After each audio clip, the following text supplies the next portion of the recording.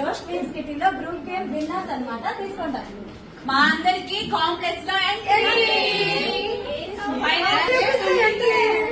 రేపటి కోసం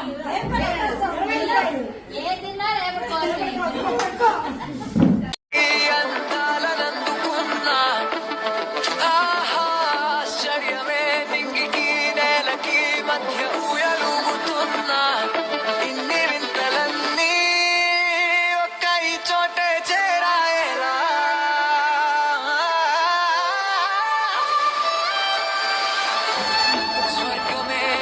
స్వాగతించనే పాదాలు మోపగానే రాజా